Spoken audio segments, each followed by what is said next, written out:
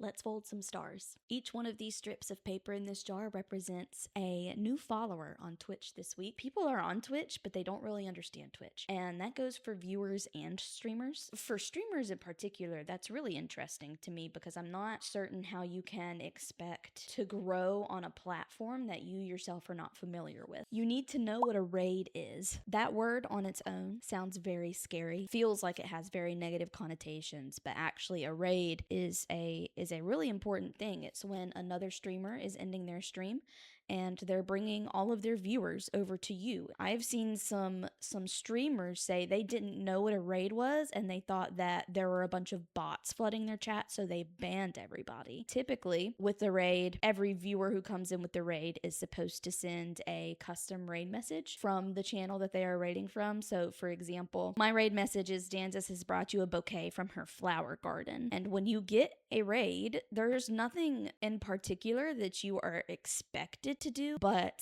the better the welcome, the more likely people are going to come back from that raid and hang out with you again. Introduce yourself, of course. Thank the other streamer for the raid. You want to welcome in their viewers. And something that I've noticed that quite a few people don't do, but I would recommend doing, and it is something that I do when I receive a raid, is encourage your community to go support the person that just raided you. The next thing to understand are lurkers. I actually had this question in my chat just last night. Somebody said that they were going to be lurking, and somebody else in chat asked what that meant. A lurker is somebody who is not actively participating in your chat. They might have left your stream open and gone to do something else. They may be watching but not chatting. It can also be referred to as being tabbed. Sometimes people will say, I'm leaving you tabbed while I go do this, or I'm lurking while I go do that. Don't try to call people out in your stream because they're lurking. Don't go looking at your viewer list, calling out usernames of people that you see are in your stream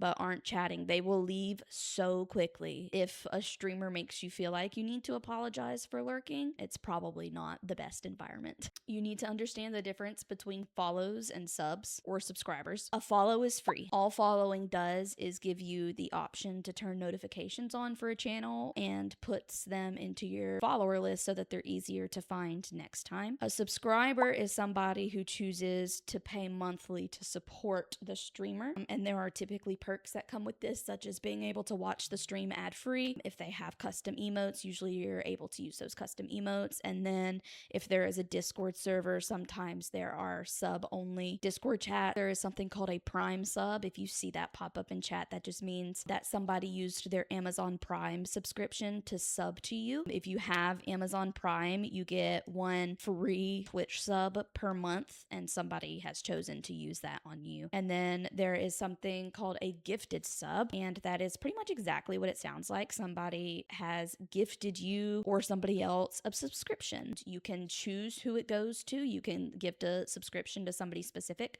or it can go to somebody completely random. You can choose to do it with your username, and you can also do it anonymously. Another way to financially support a streamer is by using bits. These are a Twitch specific monetization system. It is basically 1 bit equals 1 penny. A lot of streamers have it set up so that sending bits triggers certain sound alerts or gifts, or I've seen thirst traps. A lot of times that is referred to as a bit menu. The next thing we're going to talk about is my favorite feature on Twitch, because this is really how you get your channel to shine and be unique and actually feel like you, and that is channel points, which are free points that viewers can earn just by following or watching or just being in your stream. Every streamer gets to set their own rewards, so they are going to be different on every single channel that you go on. My absolute favorite on every channel is a daily check-in that counts up every single time somebody streams. You can come in and you can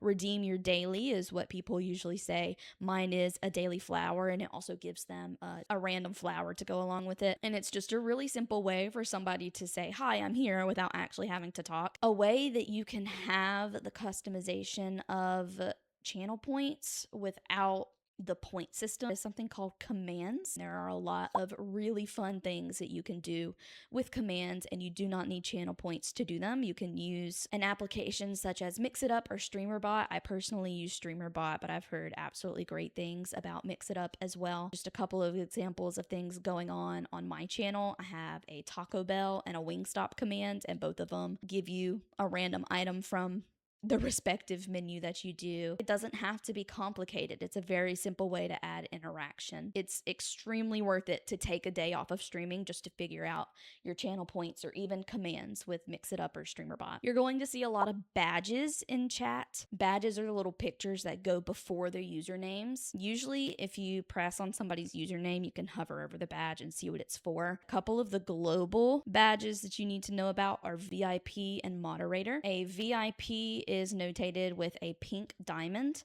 A VIP is just somebody in that channel who has probably been around for a long time or has contributed to the community in some important way. A moderator is notated by a green sword or a green axe. If it is a green axe, that means it is a lead moderator.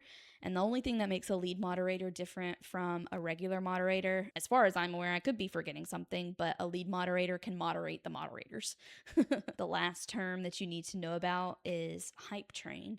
And a hype train kicks off on a channel if there is an uptick in monetary support, such as subs or bits. It starts at level 1, and the more that is gifted or cheered. Oh, I did forget to say that. When you use bits, it's called cheering. So when people sub or gift subs or cheer, the hype train levels up. Participating in a hype train, so gifting a sub or cheering, it usually gives you exclusive emotes from the hype train section on Twitch.